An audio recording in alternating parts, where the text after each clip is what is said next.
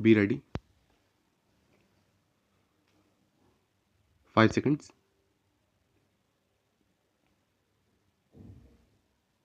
Start.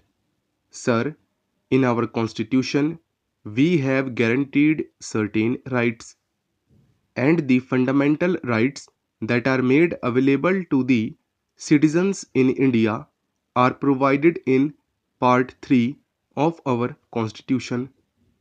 What are the rights that are made available to the citizens?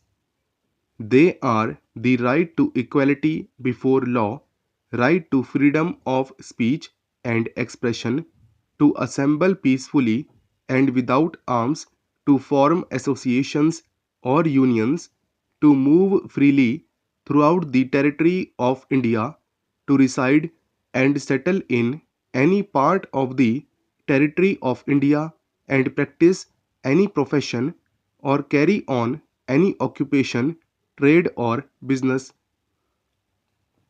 And there are certain other rights which are made available to the citizens of India. If we study and examine these rights, I am constrained to say that these rights can be enjoyed by those people who are rich or people who are having enough to exist on. These rights, unfortunately, cannot be enjoyed by the poor people.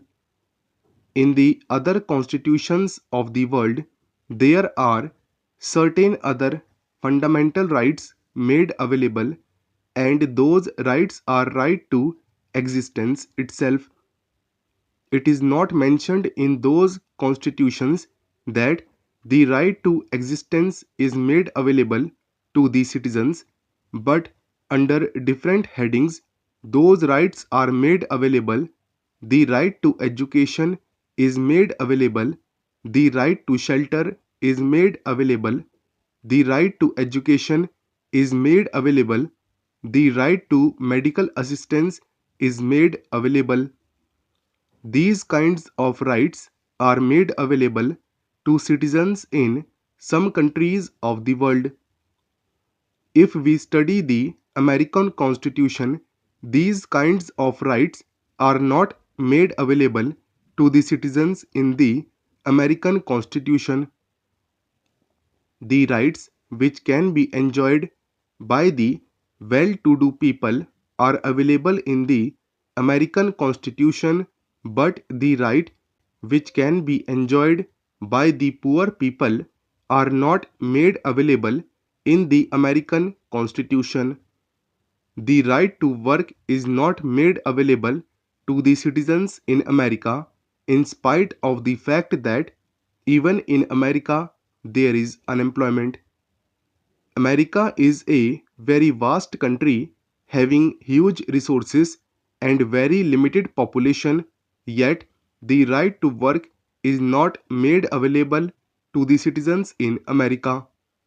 There are so many socialist countries in the world, and in almost all socialist countries, the right to work is also made available to the citizens and a part of national policy under the constitution.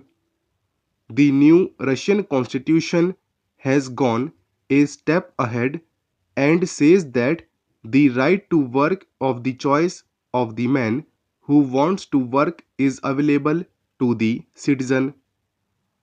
In other countries, the choice is not given to the man who wants to work.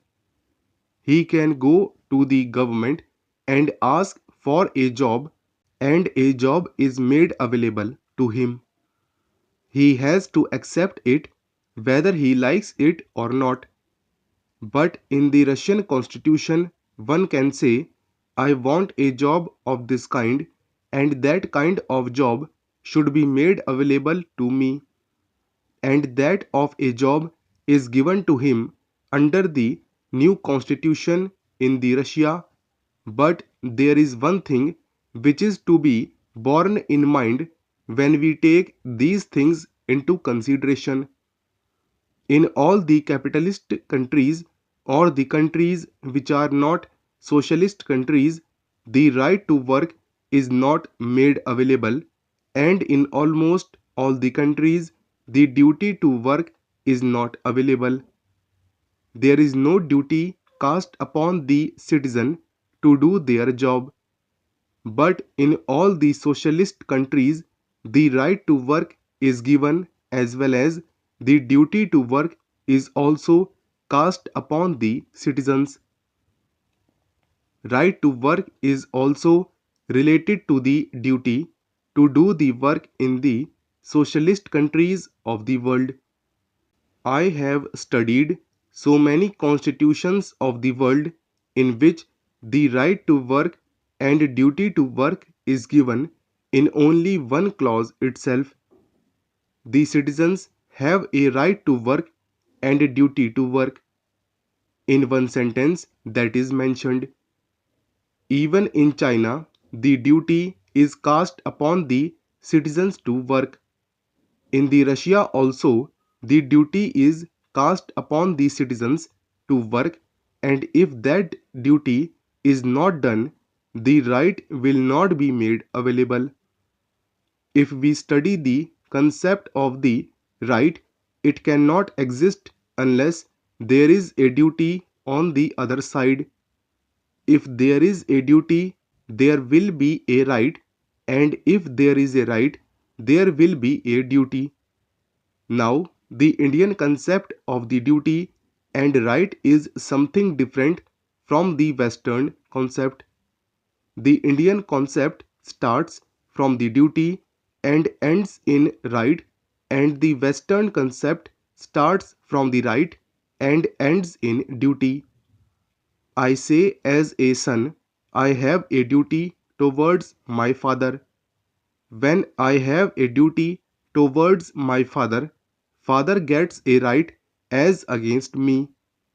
When a father has a duty towards a son, son gets a right as against the father.